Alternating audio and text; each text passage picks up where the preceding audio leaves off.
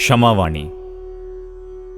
दशलक्षण महापर्व के तत्काल बाद मनाया जाने वाला क्षमावाणी पर्व एक ऐसा महापर्व है जिसमें हम वैर भाव को छोड़कर एक दूसरे से क्षमा याचना करते हैं, एक दूसरे के प्रति क्षमा भाव धारण करते हैं। इसे क्षमापना भी कहा जाता है। मनोमालिन्य धो डालने में समर्थ यह महापर्व आज मात्र शिष्टाचार बनकर रह गया है। यह बात नहीं कि हम इसे उत्साह से न मनाते हों, इससे उदास हो गए हों। आज न हम इससे उदास हुए हैं तथा मात्र उत्साह से ही नहीं, इसे अति उत्साह से मनाते हैं। इस अवसर पर सारे भारतवर्ष में लाखों रुपयों के बहुमूल्य कार्ड छपाए जाते हैं। उन्हें चित्रित सुंदर लिफाफों में रखकर हम इष्ट मित्रों को भेजते हैं, लोगों से गले लगकर मिलते हैं, क्षमा याचना भी करते हैं। पर यह सब यंत्रवत चलता है। हमारे चेहरे पर मुस्कान भी होती है, पर बनावटी। हमारी असलियत ना मालूम कहाँ गायब हो गई है। विमान परिचारिकाओं की भांति हम भी नकली मुस्कुराने में ट्रेंड हो गए हैं। हम माफी मांगते हैं, पर उनसे नहीं जिनसे मांगना चाहिए, जिनके प्रति हमने अपराध किए हैं, अनजाने में ही नहीं जानबूझकर। हमें पता भी है उनका, पर हम क्षमावाणी कार्ड भी भेजते हैं, पर उन्हें नहीं जिन्हें भेजना चाहिए। चुन चुनकर उन्हें भेजते हैं जिनके प्रति ना तो हमने कोई अपराध किए हैं और ना जिन्होंने हमारे प्रति ही कोई अपराध किया है। आज क्षमा भी उन्हीं से मांगी जाती है जिनसे हमारे मित्रता के संबंध हैं, जिनके प्रति अपराध बोध भी हमें कभी नहीं हुआ है। बताएं जरा, वास्तविक शत्रुओं से कौन क्षमा मांगता है? उन्हें कौन कौन क्षमावाणी कार्ड डालते हैं? क्षमा करने कराने के वास्तविक अधिकारी तो वे ही हैं, पर उन्हें कौन पूछता है? बड़े कहलाने वाले बहुधंधी लोगों की स्थिति तो और भी विचित्र हो गई है। उनके यहाँ एक लिस्ट तैयार रहती है जिसके अनुसार शादी के निमंत्रण कार्ड भेजे जाया करते हैं। उसी लिस्ट के अनुसार कर्मचारी गण क्षमावाणी कार्ड भी भेज दिया करते हैं। भेजने वाले को पता ही नहीं रहता कि हमने किस किस से क्षमा याचना की है। यही हाल उनका भी रहता है जिनके पास वे कार्ड पहुंचते हैं। उनके कर्मचारी प्राप्त कर लेते हैं। यदि कभी फुर्सत हुई तो वे भी एक निगाह डाल लेते हैं कि किन किन के क्षमावाणी कार्ड आए हैं। उनमें क्या लिखा है यह पढ़ने का प्रयत्न वे भी नहीं करते। करें भी क्यों? क्या कार्ड डालने वाले को भी पता है कि उसमें क्या लिखा है? क्या उसने भी वह कार्ड पढ़ा है? लिखने की बात तो बहुत दूर। बाजार से बना बनाया ड्राफ्ट और छपा छपाया कार्ड लाया गया है।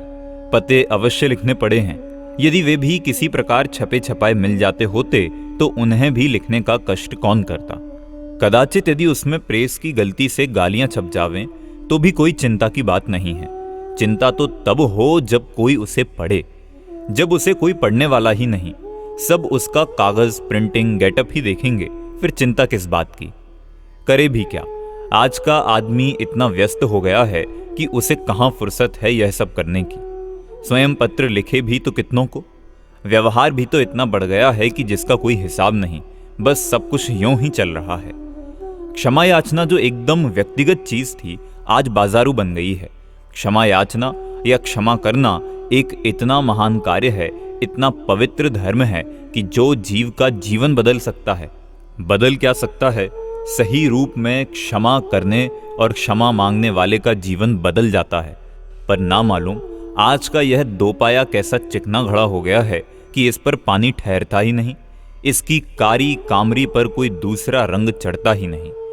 बड़े बड़े महापर्व आते हैं, बड़े बड़े महान संत आते हैं और यूं ही चले जाते हैं। उनका इस पर कोई असर नहीं पड़ता। यह बराबर अपनी जगह जमा रहता है। इसने 20 क्षमावाणी मना डाली, फिर भी अभी 20-20 वर्ष पुरानी शत्रुता वैसी की वैसी कायम है। उसमें जरा भी तो हीनता नहीं आई है। धन्य है इसकी वीरता को। कहता है क्षमा वीरस्य भूषणम। अनेकों क्षमावाणियां बीत गईं, पर इसकी वीरता नहीं बीती। अभी भी ताल ठोक कर तैयार है लड़ने के लिए, मरने के लिए। और तो और क्षमा मांगने के मुद्दे पर भी लड़ सकता है। क्षमा मांगते मांगते लड़ सकता है। क्षमा नहीं मांगने पर भी लड़ सकता है। बलात् क्षमा मांगने को बाध्य भी कर सकता है। इसमें न मालूम कैसा विचित्र सामर्थ्य पैदा हो गया है कि माफी मांगकर भी अकड़ा रह सकता है, माफ करके भी माफ नहीं कर सकता है। कभी कभी तो माफी भी अकड़कर मांगता है और माफी मांग लेने का रौब भी दिखाता है। मेरे एक सहपाठी की विचित्र आदत थी। वह बड़ी अकड़ के साथ बड़े गौरव से माफी मांगा करता था और तत्काल फिर उसी मुद्दे पर अकड़ने लगता था। वह कहता, गलती की तो क्या हो गया, माफी भी तो मांग ली है, अब अकड़ता क्यों है? इस तरह बात करता कि जैसे उसने माफी मांगकर बहुत बड़ा एहसान किया है। उस एहसान का आपको एहसानमंद होना चाहिए। जिनसे झगड़ा हुआ हो, एक तो हम लोग उन लोगों से क्षमा याचना करते ही नहीं। कदाचित हमारे इष्ट मित्र सद्भाव बनाने के लिए उनसे क्षमा मांगने की प्रेरणा देते हैं, बाध्य करते हैं, तो हम अनेक शर्तें रख देते हैं। कहते हैं, उससे भी तो पूछ लो कि वह भी क्षमा मांगने या क्षमा करने को तैयार है या नहीं। यदि वह भी तैयार हो जाता है तो फिर इस बात पर बात अटक जाती है कि पहले क्षमा कौन मांगे। इसका भी कोई रास्ता निकाल लिया जावे तो फिर क्षमा मांगने और करने की विधि पर झगड़ा होने लगता है। क्षमा लिखित मांगी जावे या मौखिक। यदि यह मसला भी किसी प्रकार हल कर लिया जावे तो फिर क्षमा मांगने की भाषा तय करना कोई आसान काम नहीं है।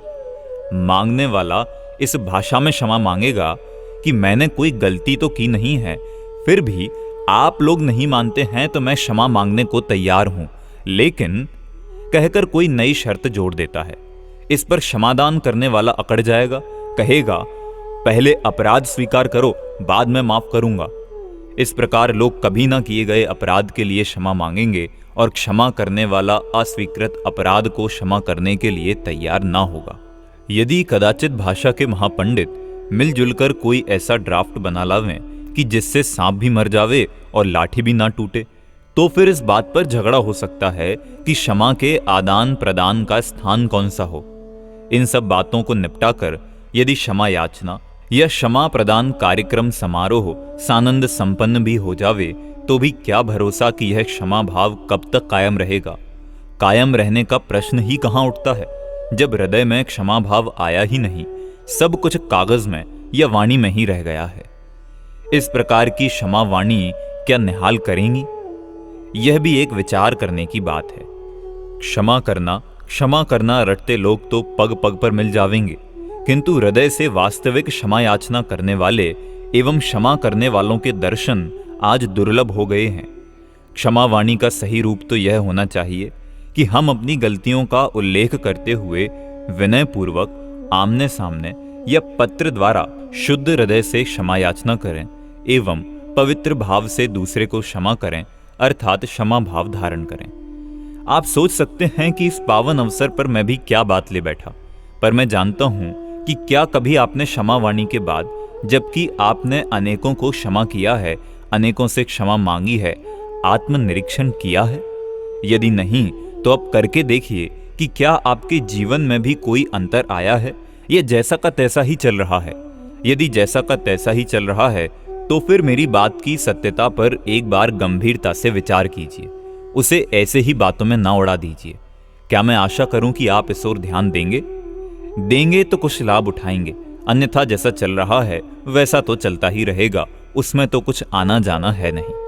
क्षमा वाणी का वास्तविक भाव तो यह था कि पर्वराज पर्यूषण में 10 धर्मों की आराधना से हमारा हृदय क्षमा भाव से आकंठ आपुरित हो उठना चाहिए, और जिस प्रकार घड़ा जब आकंठ आपुरित हो जाता है तो फिर उबलने लगता है, छलकने लगता है, उसी प्रकार जब हमारा हृदय घट क्षमादि जल से आकंठ आपुरित हो उठे तब वही क्षमा भाव वाणी में भी छलकने लगे, झलकने लगे, तभी वह वस्तुतः वाणी की क्षमा अर्थात क्षमा वाणी होगी। किंतु आज तो क्षमा मात्र हमारी वाणी में रह गई है, अंतर से उसका संबंध ही नहीं रहा है। हम क्षमा वाणी से तो बोलते हैं, पर क्षमा भाव हमारे गले के नीचे नहीं उतरता। यही कारण है कि हमारी क्षमा याचना कृत्रिम हो गई है, उसमें वह वास्तविकता नहीं रह गई है जो होनी चाहिए थी या वास्तविक क्षमाधारी के होती है। ऊपर ऊपर से हम बहुत मिठबोले हो गए हैं। हृदय में द्वेष भाव कायम रखकर हम छल से ऊपर ऊपर से क्षमा याचना करने लगे हैं। मायाचारी के क्रोध मान वैसे प्रकट नहीं होते जैसे कि सरल स्वभावी के हो जाते हैं। प्रकट होने पर उनका बहिष्कार परिष्कार संभव है, पर अप्रकट की कौन जाने। अतः क्षमाधारक को शांत और निरभिमानी होने के साथ सरल भी होना चाहिए। कुटिल व्यक्ति क्रोध मान को छिपा तो सकता है, पर क्रोध मान का अभाव करना उसके वश की बात नहीं है। क्रोध मान को दबाना और बात है तथा हटाना और। क्रोध मानादि को हटाना क्षमा है, दबाना नहीं। यहां आप कह सकते हैं कि क्षमा तो क्रोध के अभाव का नाम है। क्षमा धारक को निरभिमानी भी होना चाहिए, सरल भी होना चाहिए, आदि शर्तें क्यों लगाते जाते हैं? यद्यपि क्षमा क्रोध के अभाव का नाम है, तथापि क्षमा वाणी का संबंध मात्र क्रोध के अभाव रूप क्षमा से ही नहीं, अपितु क्रोध मानादि विकारों के अभाव रूप क्षमा मार्दवादी दशों धर्मों की आराधना एवं उससे उत्पन्न निर्मलता से है। क्षमा मांगने में बाधक क्रोध कषाय नहीं, अपितु मान कषाय है। क्रोध कषाय क्षमा करने में बाधक हो सकती है, क्षमा मांगने में नहीं। जब हम कहते हैं खामेमि सव्व जीवाणम सव्वे जीवा खमंतु में मित्ति में सव्व भूवेसु वैरम मज्झमण केणवी, सब जीवों को मैं क्षमा करता हूं, सब जीव मुझे क्षमा करें। सब जीवों से मेरा मैत्री भाव है, किसी से भी बैर भाव नहीं है। तब हम मैं सब जीवों को क्षमा करता हूं कहकर क्रोध के त्याग का संकल्प करते हैं या क्रोध के त्याग की भावना भाते हैं, तथा सब जीव मुझे क्षमा करें कहकर मान के त्याग का संकल्प करते हैं या मान के त्याग की भावना भाते हैं। इसी प्रकार सब जीवों से मित्रता रखने की भावना मायाचार के त्याग रूप सरलता प्राप्त करने की भावना है। इसलिए क्षमा वाणी को मात्र क्रोध के त्याग तक सीमित करना उचित नहीं। एक बात यह भी तो है कि इस दिन हम क्षमा करने के स्थान पर क्षमा मांगते अधिक हैं। भले ही उक्त छंद में मैं सब जीवों को क्षमा करता हूं वाक्य पहले हो, पर सामान्य व्यवहार में हम यही कहते हैं क्षमा करना। यह कोई कहता दिखाई नहीं देता कि क्षमा किया। इसे क्षमा याचना दिवस के रूप में ही देखा जाता है, क्षमा करना दिवस के रूप में नहीं। क्षमा याचना मान कषाय के अभाव में होने वाली प्रवृत्ति है, अतः क्यों न इसे मार्दववाणी कहा जाए, पर सभी इसे क्षमावाणी ही कहते हैं। एक प्रश्न यह भी हो सकता है कि दशलक्षण महापर्व के बाद मनाया जाने वाला यह उत्सव प्रतिवर्ष क्षमादि दिवस के रूप में ही क्यों मनाया जाता है? एक वर्ष क्षमा दिवस, दूसरे वर्ष मार्दव दिवस, तीसरे वर्ष आर्जव दिवस आदि के रूप में क्यों नहीं? क्योंकि धर्म तो दशों ही एक समान है, क्षमा को ही इतना अधिक महत्व क्यों दिया जाता है? भाई, यह प्रश्न तो तब उठाया जा सकता है जबकि क्षमावाणी का अर्थ मात्र क्षमावाणी हो। क्षमावाणी का वास्तविक अर्थ तो क्षमादि वाणी है। क्षमा आदि दशों धर्मों की आराधना से आत्मा में उत्पन्न निर्वैरता, कोमलता, सरलता, निर्लोभता, सत्यता, संयम, तप, त्याग, आकिंचन्य और ब्रह्मलीनता से उत्पन्न समग्र पवित्र भाव का वाणी में प्रकटीकरण ही वास्तविक क्षमावाणी है। जब तक भूमिकानुसार दशों धर्म हमारी परिणति में नहीं प्रकटेंगे, तब तक क्षमावाणी का वास्तविक लाभ हमें प्राप्त नहीं होगा। अब रह जाती है मात्र यह बात कि फिर इसका नाम अकेली क्षमा पर ही क्यों रखा गया है? सो इसका समाधान यह है कि क्या इतना बड़ा नाम रखने का प्रयोग सफल होता? क्या इतना बड़ा नाम सहज ही सबकी जबान पर चढ़ सकता था? नहीं, बिल्कुल नहीं। अतः जिस प्रकार अनेक भाइयों या भागीदारों का बराबर भाग रहने पर भी फर्म या कंपनी का नाम प्रथम भाई के नाम पर ही रख दिया जाता है, एक भाई का नाम रहने पर भी सबके स्वामित्व में कोई अंतर नहीं पड़ता, उसी प्रकार क्षमा का नाम रहने पर क्षमावाणी में दशों धर्म समा जाते हैं। यहां एक प्रश्न यह भी संभव है कि जिसके नाम की दुकान होगी, सामान्य लोग तो यही समझेंगे कि दुकान उसी की है। यह बात ठीक है, स्थूल बुद्धि वालों को ऐसा भ्रम प्रायः हो जाता है, पर समझदार लोग सब सही ही समझते हैं। इसी कारण तो क्षमावाणी को स्थूल बुद्धि वाले मात्र क्षमावाणी ही समझ लेते हैं, क्षमादि वाणी नहीं समझ पाते। पर जब समझदार लोग समझाते हैं तो सामान्य लोगों की भी समझ में आ जाता है। इसीलिए तो इतना स्पष्टीकरण किया जा रहा है। यदि इस भ्रम की संभावना नहीं होती तो इतने स्पष्टीकरण की आवश्यकता क्यों रहती? दुनियादारी में तो आज का आदमी बहुत चतुर हो गया है। क्या देश में जितने भी मिल, दुकानें गांधी जी के नाम पर हैं, उन सबके मालिक गांधी जी हैं? नहीं, बिल्कुल नहीं। और यह बात सब अच्छी तरह समझते भी हैं, पर ना मालूम आध्यात्मिक मामलों में इस प्रकार के भ्रमों में क्यों उलझ जाते हैं।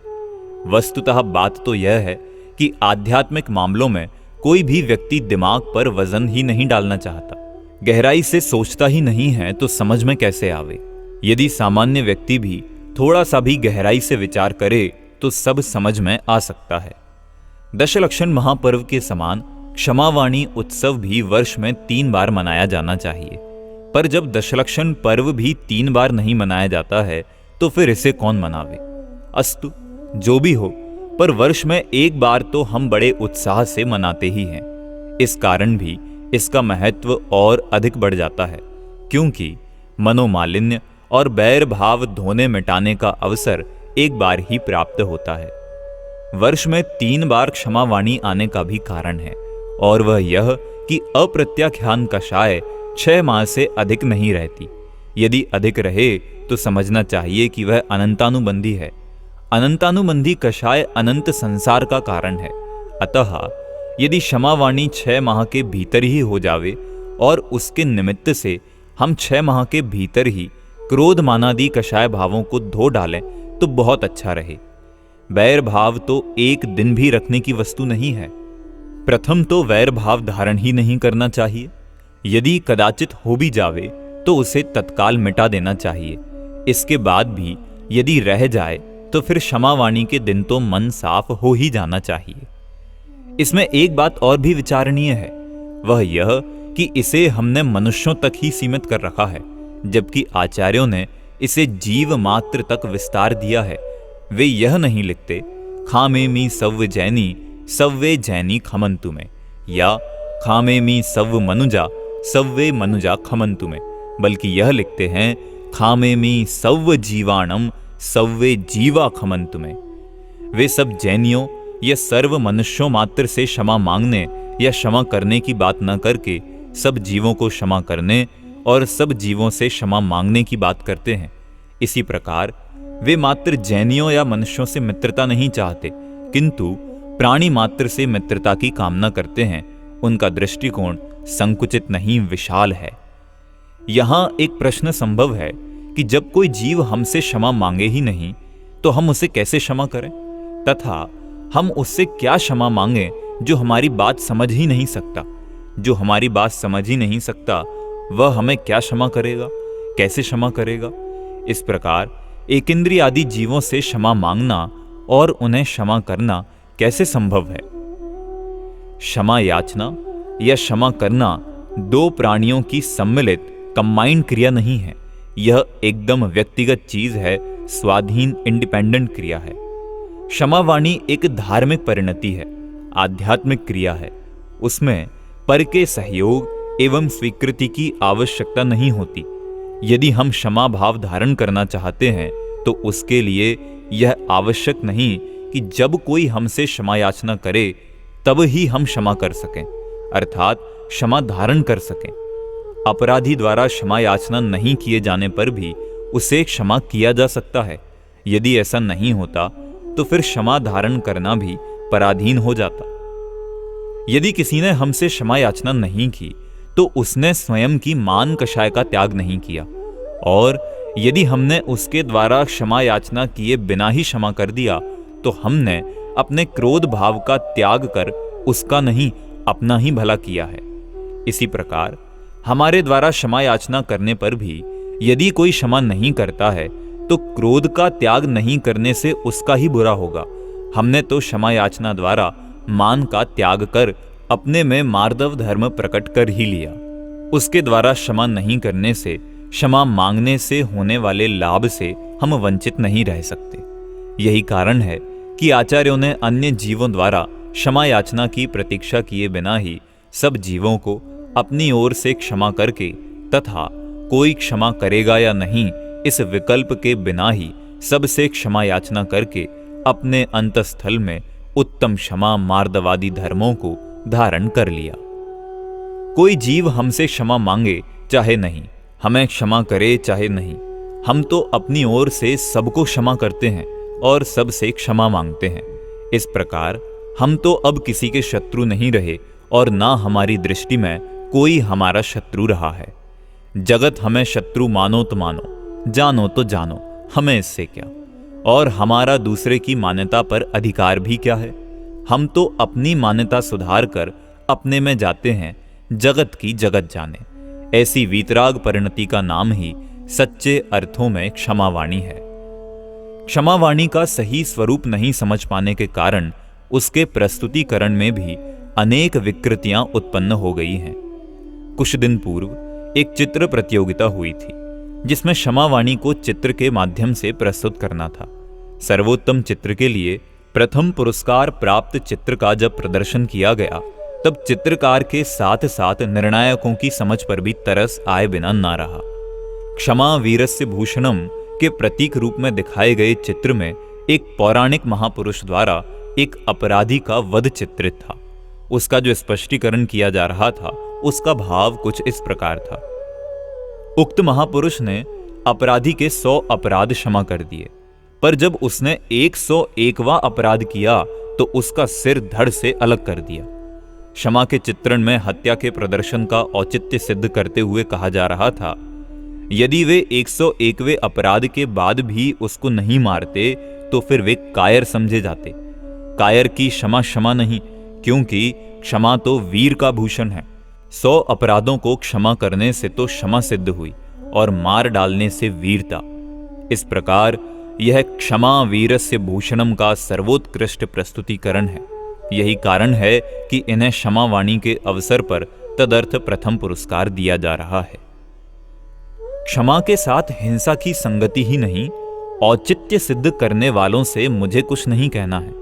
मैं तो मात्र यह कहना चाहता हूं कि इस पौराणिक आख्यान को क्षमा का रूप देने वालों ने इस तथ्य की ओर ध्यान क्यों नहीं दिया कि उनकी क्षमा क्रोधादि कषायों के अभाव रूप परिणति का परिणाम नहीं थी, वरन वे 100 अपराधों को क्षमा करने के लिए वचनबद्ध थे।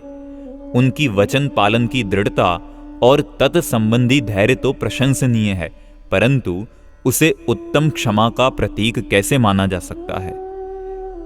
दूसरी बात यह भी तो है कि क्या सच्चे क्षमाधारक की दृष्टि में कोई दूसरा भी अपराध हो सकता है। जब उसने प्रथम अपराध क्षमा ही कर दिया, तब अगला अपराध दूसरा कैसे कहा जा सकता है। यदि उसे दूसरा कहें तो पहले को वह भूला कहां। जब प्रथम अपराध को क्षमा करने के बाद भी उसे भूल नहीं पाया, तो फिर क्षमा ही क्या किया। वस्तुतः बात यह है कि हमारी परिणति तो क्रोधादि में हो रही है और शास्त्रों में क्षमादि को अच्छा कहा है। अतः हम शास्त्रानुसार अच्छा बनने के लिए नहीं, वरन अच्छा दिखने के लिए क्रोध के ही किसी रूप को क्षमा का नाम देकर क्षमाधारी बनना चाहते हैं। क्षमा भाव का सर्वोत्कृष्ट चित्रण तो अरिमित्र महल मसान कंचन कांच निंदन थुतिकरन अर्घाव तारन असि प्रहारन मैं सदा समता धरन, ऐसी स्थिति को प्राप्त समताधारी मुनिराज का चित्रण ही हो सकता है। क्षमा कायरता नहीं, क्षमा धारण करना कायरों का काम भी नहीं, पर वीरता भी तो मात्र दूसरों को मारने का नाम नहीं है, दूसरों को जीतने का नाम भी नहीं। अपनी वासनाओं को, कषायों को मारना, विकारों को जीतना ही वास्तविक वीरता है। युद्ध के मैदान में दूसरों को जीतने वाले, मारने वाले युद्धवीर हो सकते हैं, धर्मवीर नहीं। धर्मवीर ही क्षमाधारक हो सकता है, युद्धवीर नहीं। वीरता के क्षेत्र को भी हमने संकुचित कर दिया है। अब वीरता हमें युद्धों में ही दिखाई देती है, शांति के क्षेत्र में भी वीरता प्रस्फुटित हो सकती है। यह हमारी समझ में ही नहीं आता। यही कारण है कि हमें क्षमा वीरस्य भूषणम को स्पष्ट करने के लिए हत्या दिखाना आवश्यक लगता है। हत्या दिखाए बिना वीरता का प्रस्तुतिकरण हमें संभव ही नहीं लगता। जिस महापुरुष की लेखनी से यह महाकाव्य प्रस्फुटित हुआ होगा, उसने सोचा भी ना होगा कि इसकी ऐसी भी व्याख्या की जाएगी। एक हत्या भी क्षमा का एवं वीरता का प्रतीक बन जाएगी।